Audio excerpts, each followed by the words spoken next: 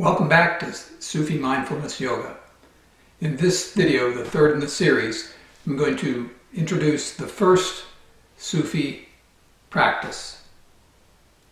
Now, the prior two videos was background so you can understand the mechanics of how these mantras work.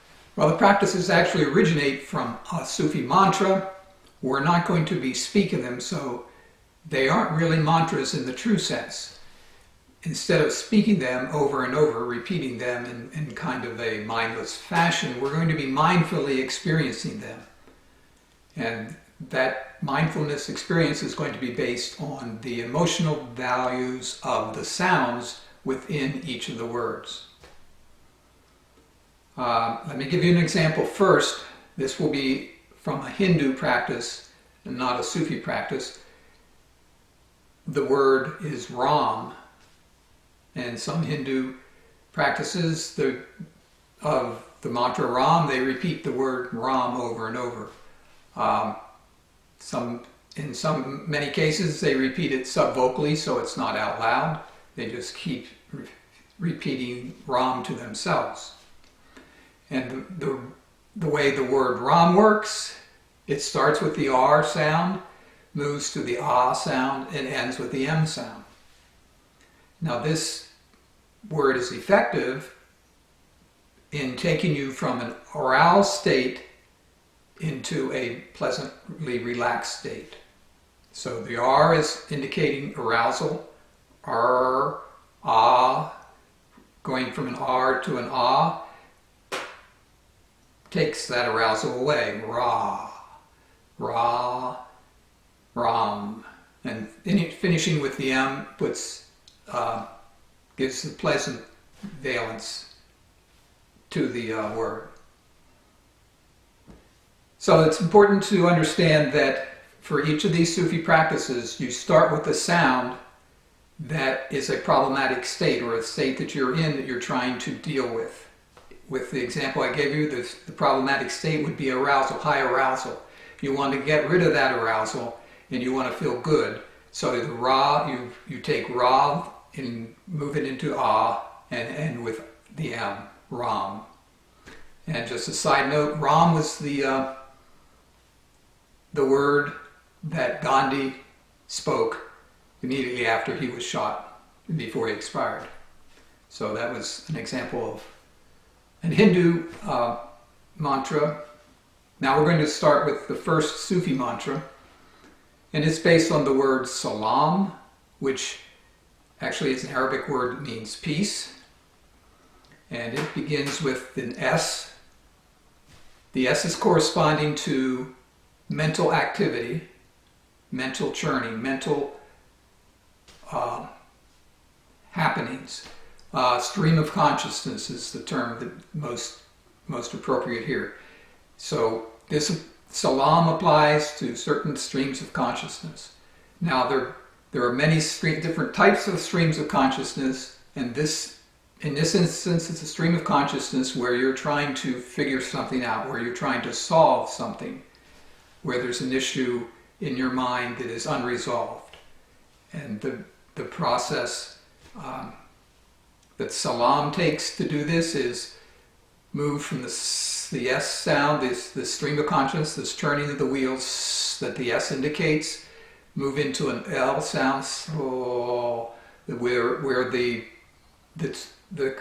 L sound corresponds to less effort at control, letting things go, letting things flow. The L is a flowing sound, a flowing control. Both the S and the L, they are modulating the control dimension, the mental dimension of your emotions. So we take, if your mind is turning on things, move it into the L sound, the feeling of letting go, letting things happen on their own, and then relax. The Ah comes next, Salaam, and finally it ends with the M sound. Now you notice I omitted this short A between the S and the L. The valence there is not important. We're not using that valence. We're not paying attention to that. We're not being mindful of that. We're being mindful first of the awareness of our churning mind, the the S going on. When we're aware of this effort to solve something, we can let it go, feel the L, move into relaxing ah, and finally end with the M. So Salaam will take us from this churning, trying to solve something, into a relaxed and peaceful state. Now, when would you use the practice of Salaam? When would you go through this process of trying to let your mind flow and relax? Obviously, whenever you're faced with issues that your mind is churning on that you want to let go. Now, one of the most obvious places in Sufi Mindfulness Yoga is during meditation. Whenever you sit for a meditation, often your mind will be churning, trying to figure out, am I doing this right? What kind of process should I be doing? How should I be thinking?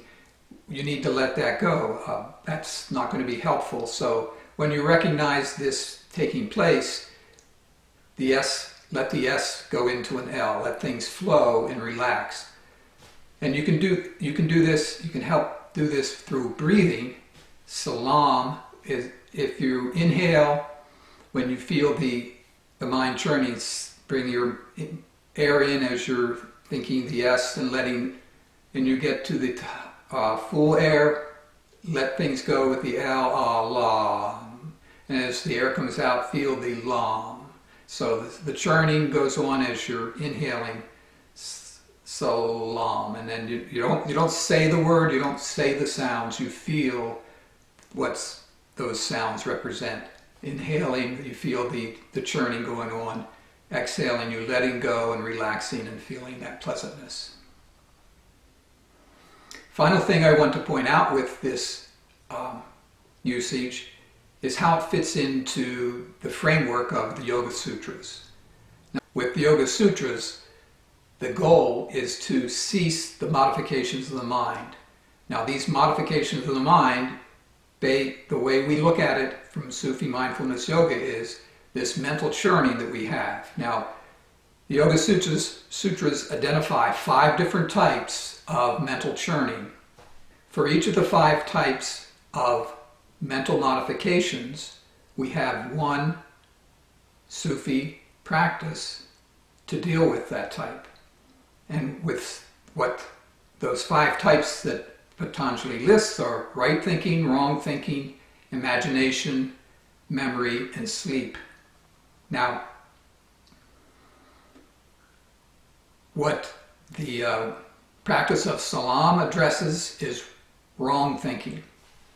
And what I mean by wrong thinking, what we're going to use as wrong thinking here is thinking about something that is a problem, something that you're trying to solve, some mental process that you're trying to get a grip on.